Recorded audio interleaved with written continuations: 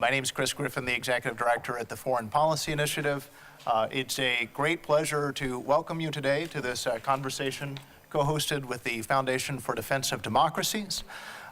It's always a pleasure to work with FDD, Mark Dubowitz, and the entire team, and want to thank them for working with us today to make this event possible.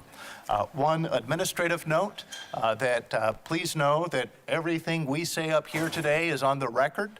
As we switch to questions and answers, your questions from the audience will not be for attribution, for protection of the innocent, so please feel free to question away. Their accomplishments in our limited time precludes me from providing full biographies for our speakers today, but you have those available. To briefly introduce them, David Albright is the founder and president of the nonprofit Institute for Science and International Security. He is a physicist and longtime expert on Iran's nuclear development and nuclear proliferation issues. Seated to his left is Mark Dubowitz, who's the executive director of the Foundation for Defense of Democracies and also the director of FDD's Center on Sanctions and Illicit Finance. He is a leading economic sanctions expert, has written 16 studies on sanctions and sanctions relief, all of which I highly recommend. And to his left is Michael Singh, who is the Lane Swig Senior Fellow and Managing Director at the Washington Institute for Near East Policy. He previously served as Senior Director for Middle East Affairs at the National Security Council, where he focused on Iran and its nuclear and regional activities. To set the context for today's conversation, we'll speak briefly to why we're here. This week, the Associated Press and New York Times reported that the P5+1 and Iran are nearing an agreement which would allow Iran to operate about 6,500 centrifuges. Dr. Ali Khamenei, who's a former Deputy Director General of the IAEA and has spoken previously at FDD FPI events, has said that the only reason Iran would need that many centrifuges is to maintain the ability to move forward on a nuclear weapon at the time of its choosing.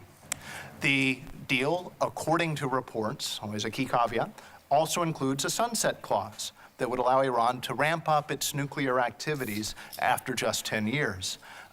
This raises many questions, one of which is whether or not there's any reason to believe that the fundamental nature of the Iranian regime will change in this period. To help put this question into context, just consider that yesterday, Iran's Revolutionary Guard Corps conducted an exercise in which it destroyed a replica of a U.S. aircraft carrier. On the one hand, this exercise amounted to wrecking a B-grade movie set, as a U.S. Navy spokesman pointed out. On the other hand, it's a reminder that Iran is responsible for the deaths of thousands of American service members over the last decade.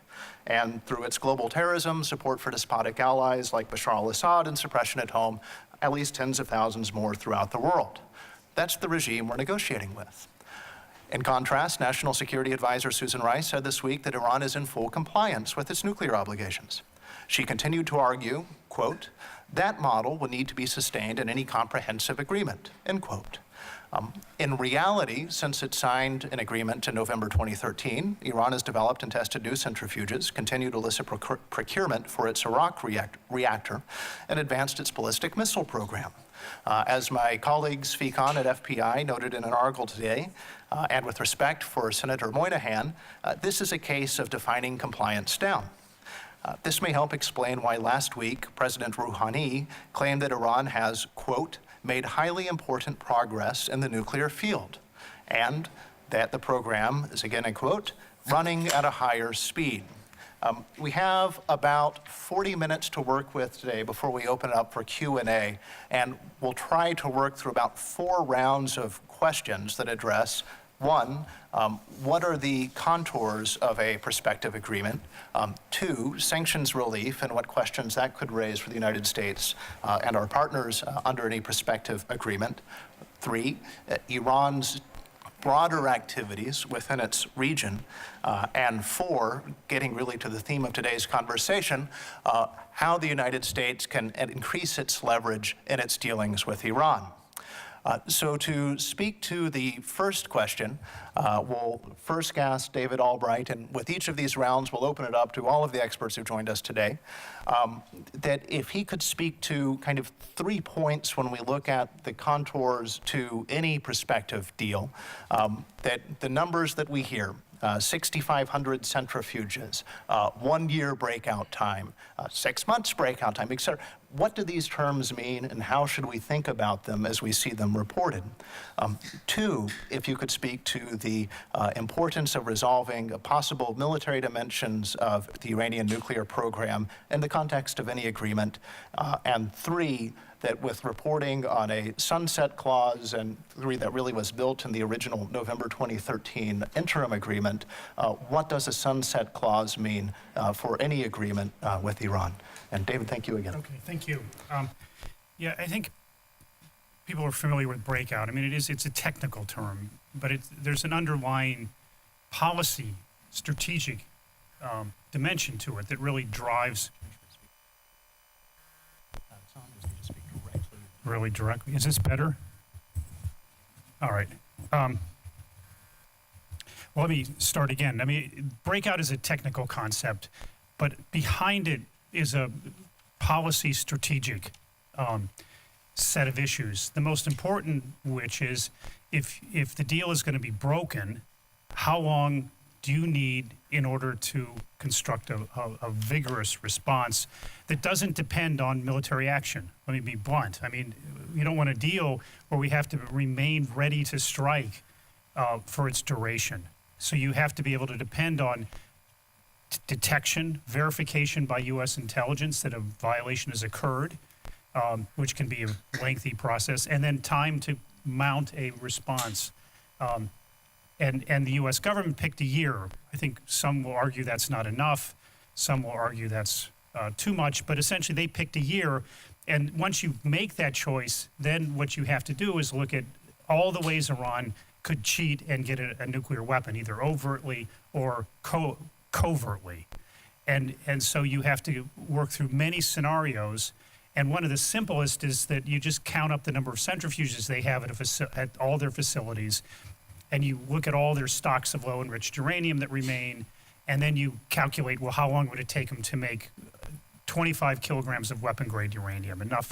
Clearly enough for a bomb. You don't worry about the weaponization, because once they have that material, it could be removed, and you don't know, are they going to build a nuclear test device? You know, they're going to build a nuclear IED with it, or are they going to try to build something they'd put on a Shahid-3 missile? And each one of those would have very different timelines on their construction, going from a few months to a couple years. Probably not 6 years, as Secretary of State Kerry said the other day, but nonetheless, a significant amount of time to get it on a missile. So once you establish that it's 12 months, then the simple way is it sets the number of centrifuges that'll be there. And the numbers would typically be pretty small. And that's where you get numbers like 1 or 2,000. But what's happened over time as this negotiations has gone on is they've added additional variables that can be used to extend the breakout time. And if you can extend the breakout time with one of these new approaches, you could then increase the number of centrifuges. And so you have, as time has gone on, you go from one key variable number of centrifuges to 2, then 3, 4. There's probably 5 or 6 now, and then in the sum total of these actions, you would then have a 12-month breakout. The 6,500 centrifuges comes up as one iteration, and I will say there's lots of iterations that can get you to 12 months. This is one. I think it's certainly been leaked, so it must be favorable to the U.S. or something they're thinking about. But there's also, in that iteration, the way I would read it is you're going to have to remove most of the low-enriched uranium in Iran, take it out of the country, because you can't leave it there, because it would undermine that number, because that number depends on having very little low-enriched uranium to be able, as kind of a starter to the breakout. And so if you look at it, you're talking about removing, it's 10 tons of 3.5% low-enriched uranium. It's not only the material in hexafluoride form, it's the material they fed into the process in order to turn into oxide. Because if you do the calculations, whether it's oxide or hexafluoride, they differ by about 2 weeks in a 12-month breakout scheme. So you have to get rid of it all. You have to get rid of all the 20% that's excess, which we would estimate is about 150 kilograms of near 20% LEU oxide form. It's quite a bit that's still there. It's no longer in hexafluoride form, which is what I think worried the Israelis the most. But nonetheless, and I give this example because this deal is very complicated, and so just the centrifuge number, you can't understand what's going on by focusing on that. You have to look at these other things. And I will say, I understand the public information and the optimism, but I still see a tremendously large numbers of tough issues that remain unresolved in order to get a deal. And I think we'll talk about that as it goes along. But I'm not as, and again, I'm a scientist and a technical person. I see lots of problems and I think there's solutions, but most of them depend on Iran making serious concessions. And that's what's been missing along this whole process and slowed it down, is that Iran finally understanding that, yeah, the U.S. is serious about a 12-month breakout. That is a criteria of the negotiations. Until even in Munich and afterward, Iran was arguing breakout is silly. You can see it in some of the public debate here. You know, it's meaningless, it's no unique number. But in fact, there are unique numbers that come into play. It's very serious, and the U.S. uses it as a criteria. And if Iran doesn't accept that, then you can't move forward. So hopefully, in this last round, there was progress on that, and if, you know, we'll see. So maybe too long. I didn't cover the others. Plenty to come. Barak, would you like to pick up on some of those points, either what David said, or also particularly, there's the front end question with numbers, and then there's the other bookend with sunset clause, if that's something that you'd like to speak to. Chris, again, thanks very much for hosting this, and FPI, and a great partner.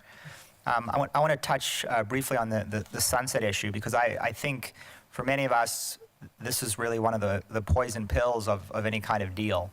And the sunset provision has not gotten a lot of attention. I think it's going to get a lot of attention next week, actually, when Prime Minister Netanyahu addresses Congress, because the sunset provision essentially means that whatever deal is negotiated with Iran, whatever constraints are put in place, whether you think they're tough constraints or weak constraints, and there'll be a vigorous debate on that. But whatever constraints are actually put in place, most of those constraints are going to go away after a certain period of time.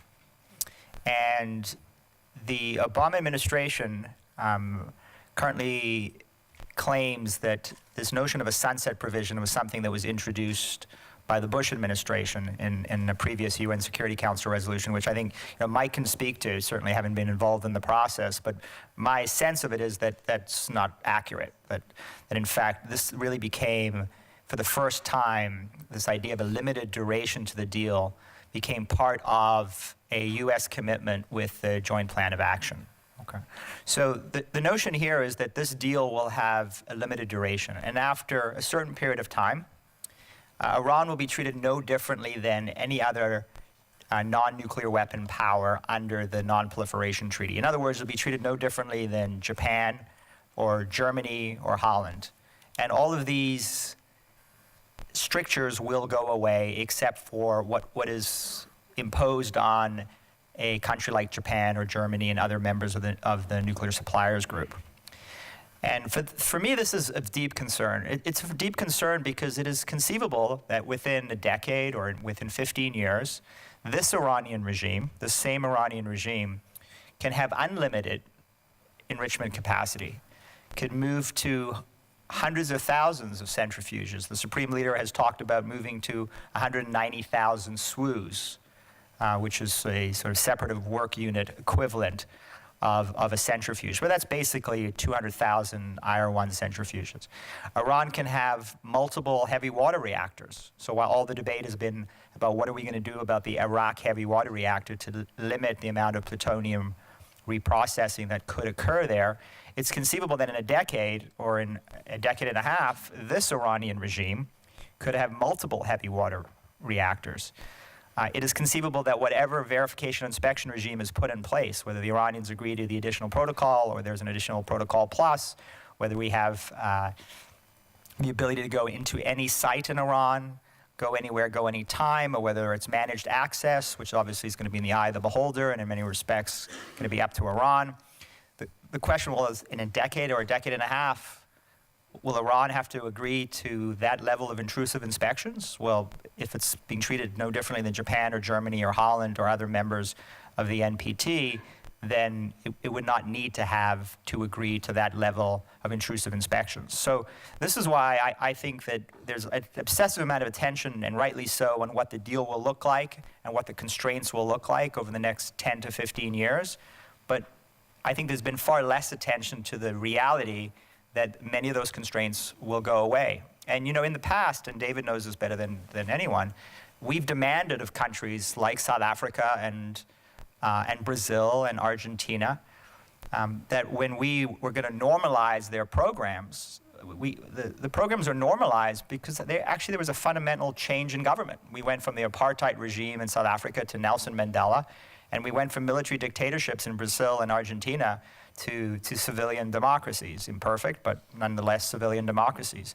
So there was a fundamental change in the nature of the regime. And I'm not going to make a bet today, but my guess is that in 10 to 15 years, this is not going to be a fundamentally different Iranian regime, and that the Revolutionary Guards and the clerical establishment are still going to have immense power in this regime, and to give them the ability to develop an industrial-sized nuclear program with unlimited centrifuges, unlimited heavy water reactors, a less intrusive inspection regime, and the ability to expand this program and develop a much easier clandestine breakout capacity, given the size of that program, I think is dangerous. So I'll stop there.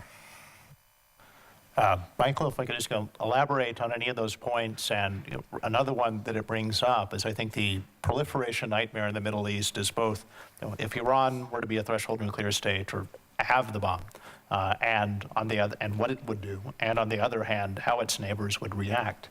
That if that's something that you could speak to, that any sense of how the region is reading a potential deal with Iran, or alternatively, any of those points that you'd like to elaborate on, or anything that hasn't brought up so far. Sure, and thanks a lot, Chris, and thanks everyone for coming out.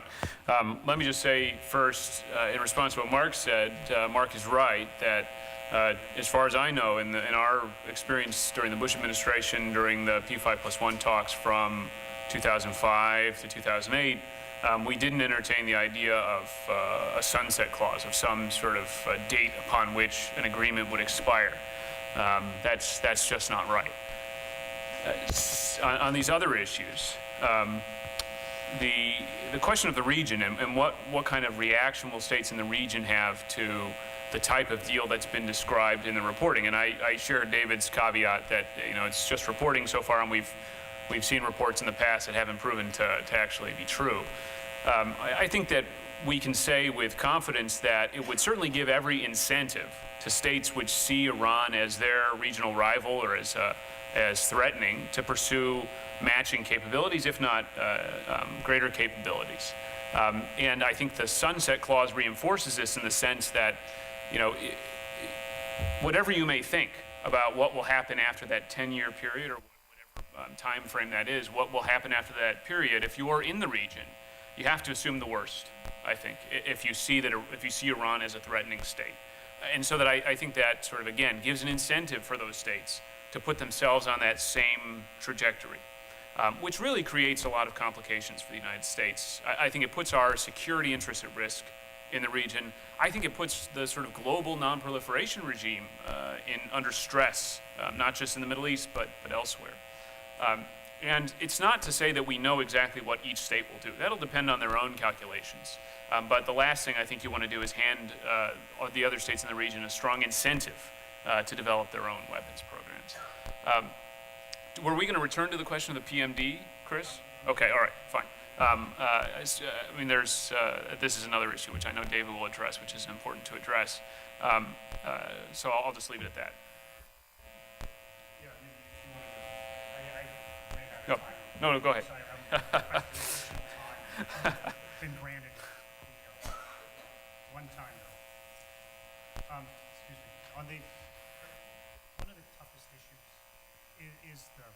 is this question of Iran's work on nuclear weapons in the past that possibly may continue in some way, it's really the heart of the issue. I mean, that's why we don't really care that Japan has an enrichment program, but we do care that Iran does, because the intelligence communities around the world, unlike in other cases, around the world said they have high confidence that Iran had a structured nuclear weapons program prior to 2004.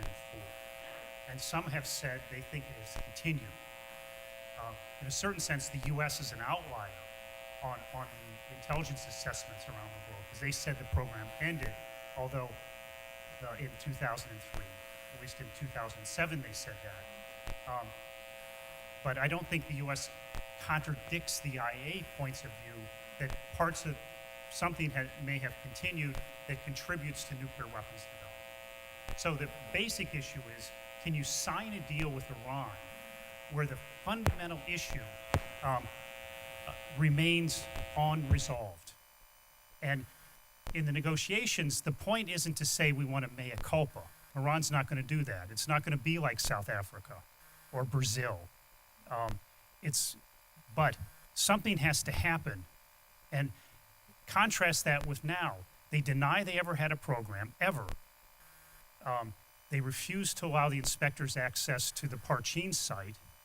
They undertake all kinds of construction activities that to the IA looks like they're trying, and to an average person, and specialists too. Very few specialists disagree with the IA on this issue. It looks like they're modifying the site to make it so the IA can't do its job. And they're also refusing to engage with the IA anymore on these issues. There was an Iran IA track, and Iran has refused to settle the last two measures in step 3, as they call it, and they refused to suggest measures for step 4. And so that's been recognized as that they're stalled. There's a stalemate now. The U.S. has said that it's taken this issue into the P5+1 negotiations, and there's going to have to be concrete progress on this in order either to have a deal or for serious sanctions relief. Now, that's all contested. There's all kinds of different views. I would argue that it's going to be very hard to sell a deal, extremely hard to sell a deal in Congress, and I would say even among the American public, if there isn't some concrete progress demonstrated that Iran is not going to build nuclear weapons, because that's really what this comes down to. It's a little bit, if you've been caught in some kind of major violation or breaking the law, and you deny you ever did it, but the evidence is pretty clear you did, do you have confidence they won't do it again? And that's really, unless this issue is worked on, I think it's an overarching issue for this entire agreement. It transcends the issues, is it 2,000, 6,000 centrifuges. And right now it is not resolved. And there is real worry that the U.S. could so want a deal that it wants to shuffle this aside. Iran certainly does. That's their position. We'll deal with it in the future, trust us. And you can't. Great, thank you. Great points. Moving into our second broad topic, question of sanctions relief. And Mark, really directing this at you, and of course we'll invite commentary by your partners as well. If there is an agreement, it will almost certainly include some type of suspension of U.S. sanctions. The administration has said that in that circumstance, for enforcement going forward, it would rely on what it's described as snapback sanctions. Could you describe how this approach would work? And more broadly, there's a common analogy that both the Iranian nuclear program and sanctions exist as dials, that they can be turned down and up. Is that the right analogy? That how should we be thinking about sanctions relief and doing it smartly? Right. So let me build up David's comments on PMDs, because I think this is where the whole issue of sanctions relief and the snapback sanction becomes really critical. As David described, having Iran resolve the outstanding issues with respect to the military dimensions of its program has been very difficult before reaching any agreement. And in fact, for many years, the idea would be that we would resolve these questions. Iran would essentially answer the IAEA's concerns, right? This is not nuclear capitulation on the part of Iran. This is not a mea culpa. This is Iran falling into compliance with its outstanding obligations under multiple UN Security Council resolutions and IAEA Board of Governor demands. Iran has very successfully out-negotiated us on PMDs, because what they've done is they've gotten at least an agreement that we will punt on PMDs till after an agreement. PMDs will become part of the enforcement of agreement rather than a precondition that must be satisfied to reach an agreement. So the new idea that's been proposed over the recent, at least a year, is that we will tie sanctions relief to Iran resolving these military dimension questions. And the idea is that we will give sanctions in a phased way, sanctions relief in a phased way, and we'll provide it as Iran meets these obligations, both with respect to the military dimensions of its program and any other nuclear commitments that are made under an agreement. And this will be calibrated, and we'll turn the sanctions on and off like a dial as we get satisfaction on Iran's nuclear commitments.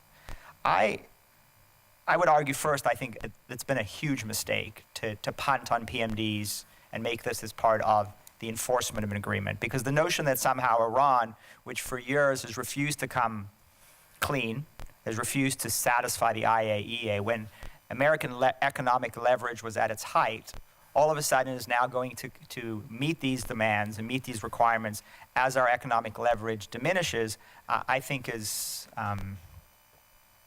problematic.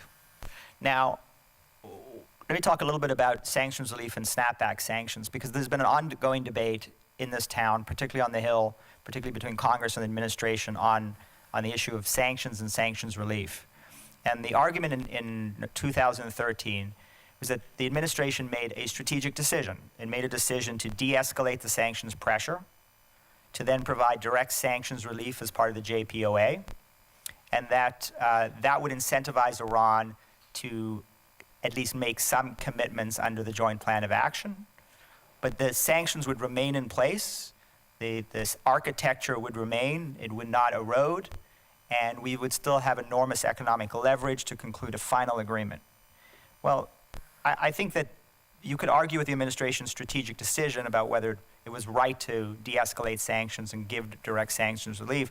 I think what you can't argue with is the data. And what the data shows is that the Iranian economy today, an economy that was on its back in 2013, is now on its knees and slowly getting up to its feet. And the macroeconomic indicators are clear. It's an economy that was in a severe recession with negative 6.5% GDP, inflation at 40%, a real had crumbled by 75%, and today that economy is growing by 2%. Inflation's down to 17%, and the real dollar exchange rate is stabilized. Now, by no means is Iran's economy booming. Things have not gotten better for the average Iranian, but I would argue that today Supreme Leader Ali Khamenei doesn't face the prospect of economic collapse in the way that he did in 2012, 2013. So he's been given an economic reprieve. If there is a final agreement, however the sanctions relief is structured, he will be given even more of an economic reprieve, and the economy will continue to grow, and the recovery will harden, and the resilience of the economy will strengthen, and Iran will put itself in a position where it'll begin to increase its defenses against further economic pressure. So that when Iran violates the agreement, as David had suggested, and we have 1 year to try to figure out how serious was the violation, is it worthy of a response, can we rally the international coalition and to reconstitute part of the sanctions regime, can we snap back the sanctions in order to punish Iran and force them back into compliance? We're going to face, I think, significant difficulties. One is an economy with greater economic resilience that has now been growing. Two, an international community that is interested in going back into Iran. and making significant investments, a fundamental change in market psychology, because there will be euphoria after an Iran deal, which even if billions of dollars don't flood back in immediately, and I suspect they won't, it'll fundamentally change market sentiment, both inside Iran and outside Iran, and it'll harden that economic recovery. So I'll conclude by saying this. Snapback sanctions, which I think will be at the core of the administration's proposal on the sanctions relief side of any agreement, I think snapback sanctions legally are possible. I think practically are a delusion. And I think we will find ourselves in a situation over the next few years, if there is an agreement, where our ability to snap back the sanction will become increasingly ineffectual, and we won't have the economic leverage to enforce an Iranian deal against what I think will be inevitable Iranian non-compliance. Thank you, Mark.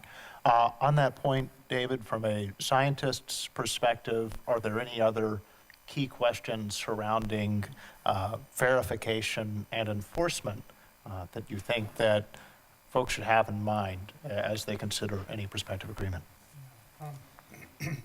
One quick reaction to Mark. He was partially criticizing me. There is an approach to say have a structure the deal so it starts, then Iran does certain things, and those things are met by sanctions relief. And so, in the past, I've said you could start the deal, and then Iran would address the IA's concerns, but they'd have to address them in a concrete way. It's really not work. Oh, they'd have to address them in a concrete way before there would be any financial and economic sanctions relief. I think what Mark's raising is, and it's useful to think about, is should it be that given that there's supposed to be a political deal and then a technical negotiation, should Iran be required to address the IA's concerns in a concrete manner before the deal would actually go into effect? Let's say if there is a deal and it goes into effect July 1st or so, or July 10th or whatever. So I think that's it's a decision that has to be made by the U.S. but also everyone else involved in this discussion. Now on the and I have to be frank, we're not against the deal. I mean, we're going to be evaluating it principally from set of technical criteria, and we do that on an ongoing basis, and we have discussions with all at least the EU3 and the U.S. government on a somewhat regular basis. So our sense is, show us a deal, and then we'll look at it. Now on the verification, there's a concept called Additional Protocol Plus, where the additional protocol provides additional means, not additional rights. The IA has all the rights it needs to go anywhere in Iran under the existing arrangements. But they don't have the tools to do that without a lot of trouble, and the country can resist pretty effectively if the IA wants to do something. And that's what's going on at Parchin in a sense right now. And it happened in North Korea, it's happened in Iraq well, let me not bring in Iraq, but it was a different set of rules. But nonetheless, countries can resist inspections. So what you want in the agreement is you want to wire in the ability of the IA to go essentially anywhere, anytime. And I would use the phrase that South Africa developed, which is within reason. Now, it doesn't mean the country can challenge the going there, but they can at least say, look, you can't every time call me up at 3 o'clock in the morning and demand access at 4 o'clock in the morning. So you can set up some rules that allow for, in a sense, reasonable behavior. But it's going to be critical, and it's going to need to be in the agreement, because otherwise it'll have no legal standing.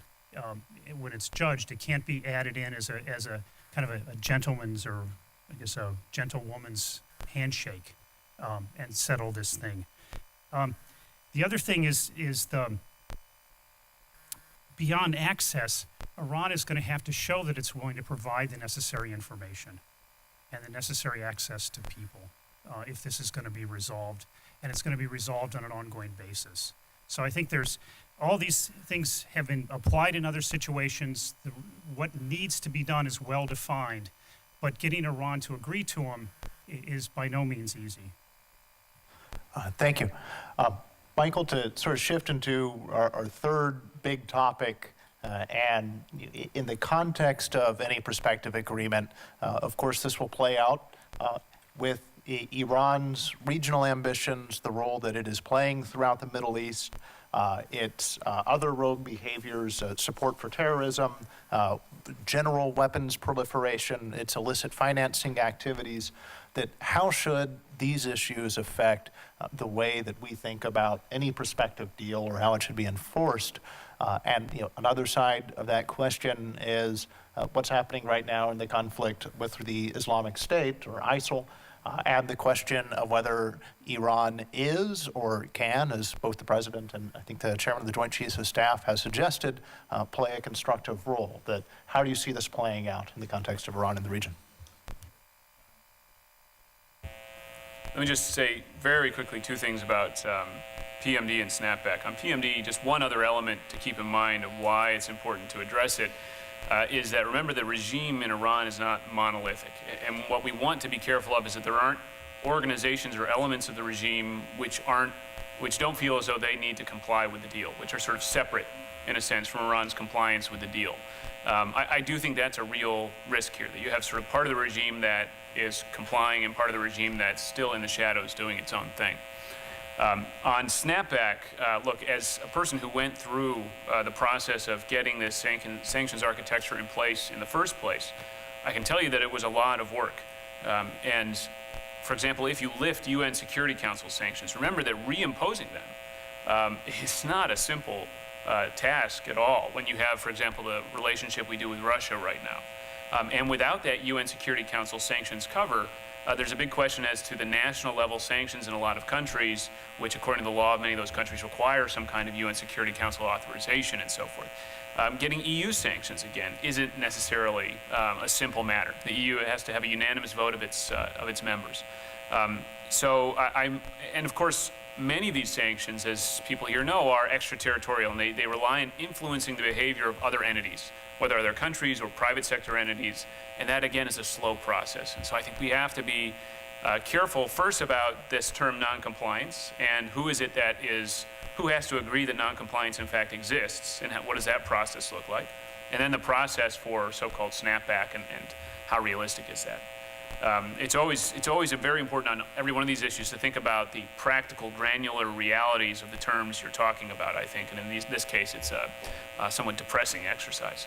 I look on the regional question. I would urge folks to remember that the point of this process from the earliest days was not to get a deal. A deal was never the sort of end objective.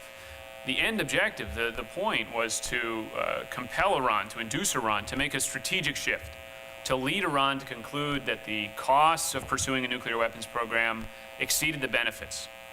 And so the question I think we need to ask is, do we really see evidence of Iran having made that strategic choice or having been required to make that strategic choice? I think when you look at Iran's behavior in the region, when you look at what it's doing in Syria and Iraq, what it says about ISIS, remember that the Supreme Leader of Iran says that the U.S. created ISIS, and that in fighting against ISIS, Iran is fighting against the U.S. and Israel. That's how they frame that effort.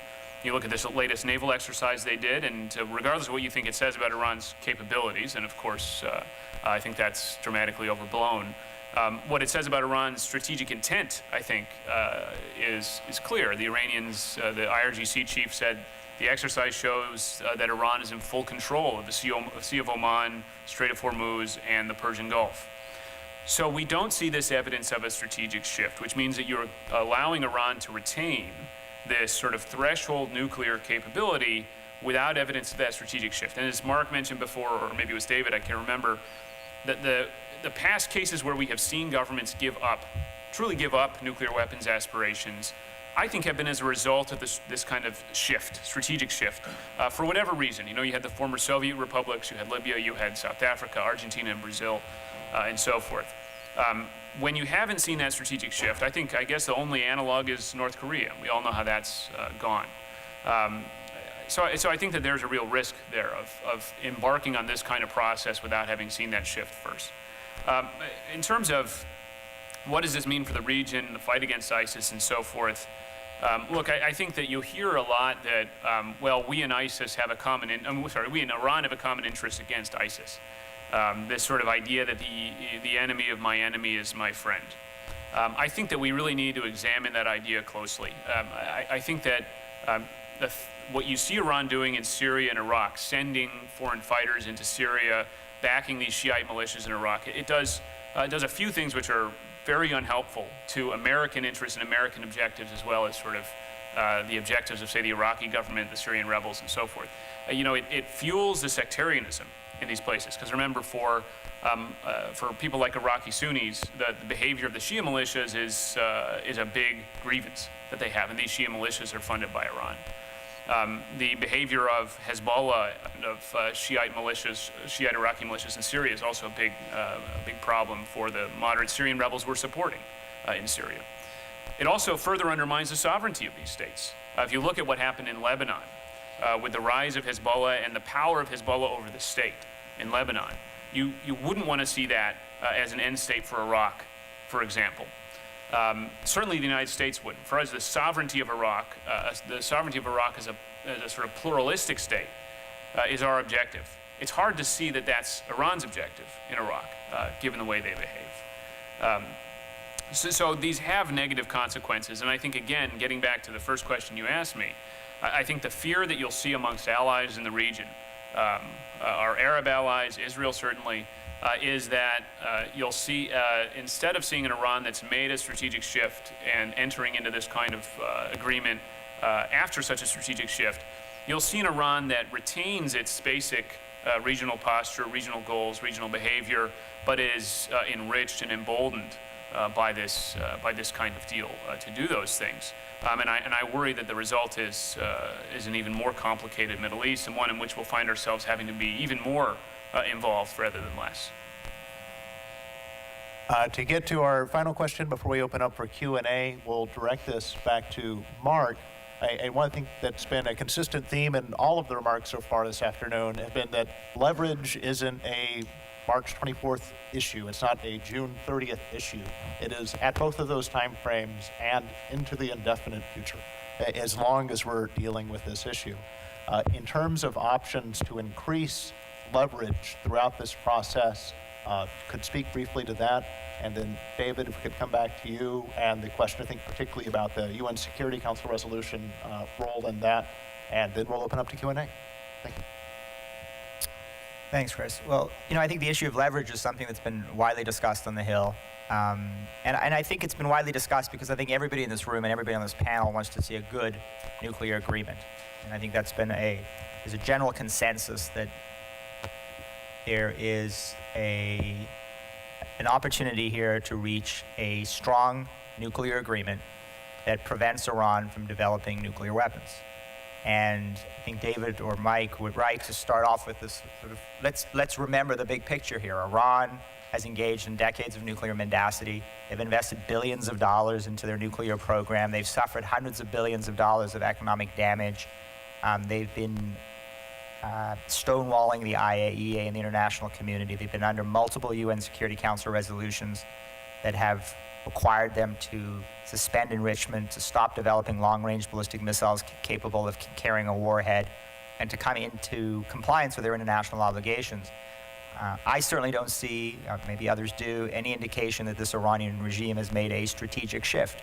And so the question then becomes, how do we actually retain and enhance our leverage to both A, reach a good nuclear agreement, and then B, if an agreement is reached, ensure that agreement is actually enforced. And I think there's general consensus, I think, on this panel, and I believe bipartisan consensus in Washington on this very issue. So the question of leverage can be defined in a variety of ways. Obviously, there's a lot of talk about economic leverage and the use of sanctions, maybe too much talk, some would say. I think there's obviously legislation that's been introduced in the Kirk-Menendez bill, deadline-triggered sanctions to enhance that economic leverage.